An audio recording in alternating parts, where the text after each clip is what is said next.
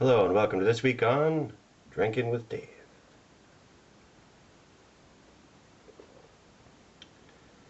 So this week what I'm reviewing is Old Engine Oil Porter from the Harviestoun brewery, or Harviestoun.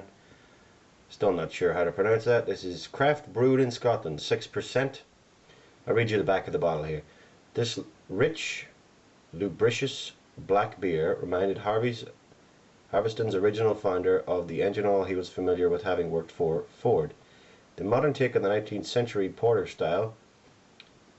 It is complex, powerful, but elegant. Distinctive notes of chocolate and coffee lead to a bittersweet aftertaste.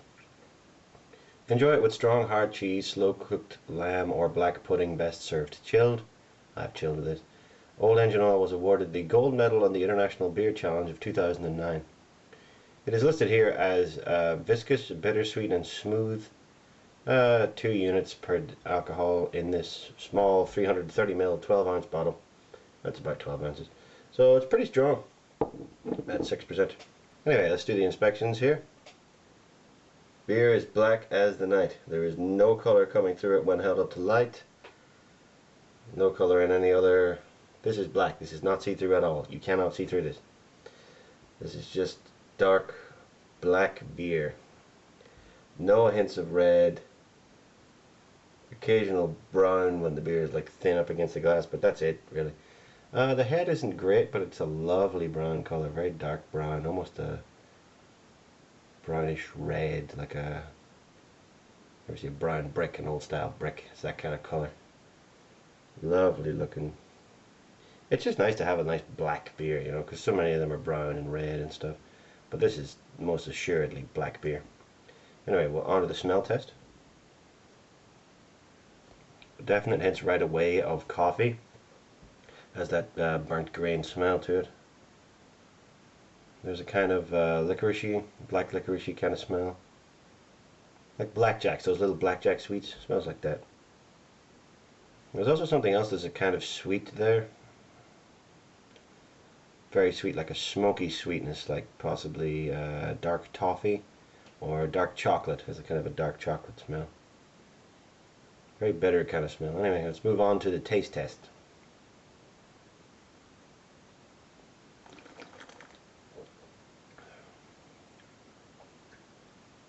Wow, that's complicated.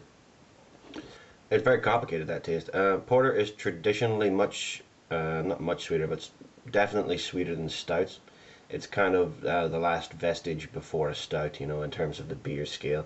So you would have your very dark brown beers, your brown ales and stuff, which are pretty sweet, and then you would go on to the stouts, which are almost exclusively bitter and dark and roasty and not sweet in any way.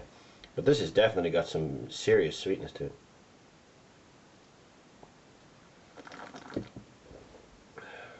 They describe it as viscous. It's pretty viscous. It's a little oily for being called Old Engine Oil.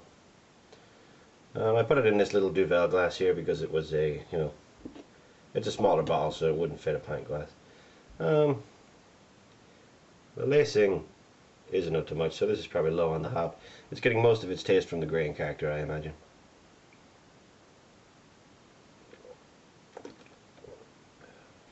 Very dark taste, bitter, roasty, smoky. This is definitely a wintry beer.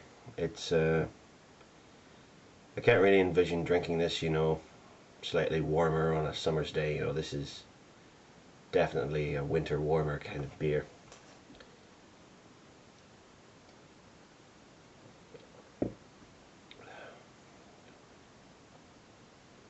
Just dark, bitter tastes.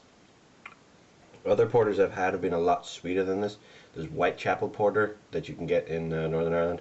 That is definitely a lot sweeter than this. But this is kind of nice. It's occasionally porters can be a little too sweet, or ales even. Dark ales can be a little too sweet. But this is definitely just enough sweetness, and then just enough of that stout character, that roastiness, the smokiness, the heavy brown taste. There's a nice mixture between those. You actually put quite a good head back on it when you swirl. You may be able to see the head there, the lovely reddy brown color. Some of that sweetness may be coming from the high alcohol content.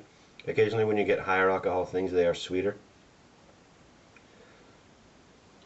But, you know, 6% isn't like crazy strong, but you can kind of spot that extra 2%, you know, if you're used to drinking 4% beers.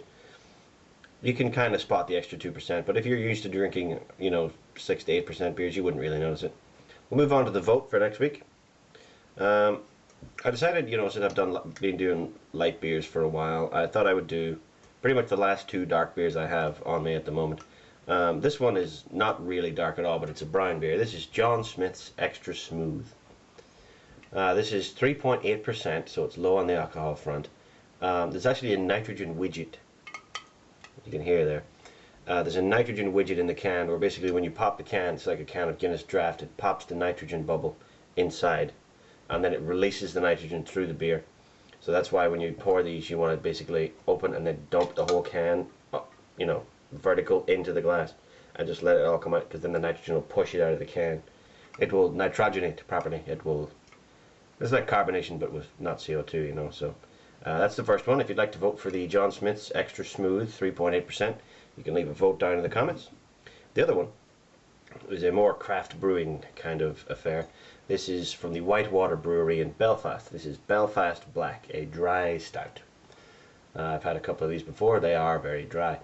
This is 4.2% alcohol by volume, and it's, you know, 500 milliliters. So it's not quite a pint, but it's close enough. So those are your two options. This is Belfast Black Dry Stout, and this is John Smith's Extra Smooth, the last two of my darker beers.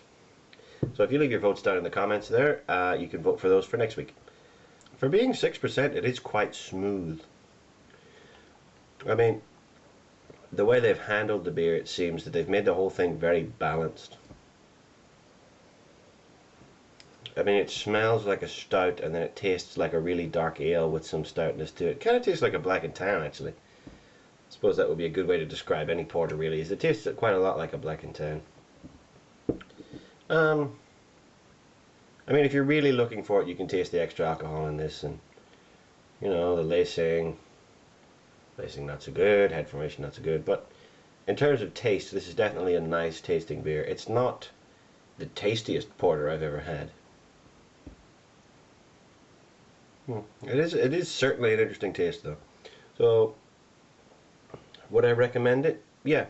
If you're an ale drinker or a stout drinker, this will probably be up your alley. But, you know, I always think that you should support the smaller breweries. I'm not sure exactly how big Harviestoun is, but you should support the smaller breweries when you can. Thank you all for watching, and I will see you next week on Drinkin' with Dave.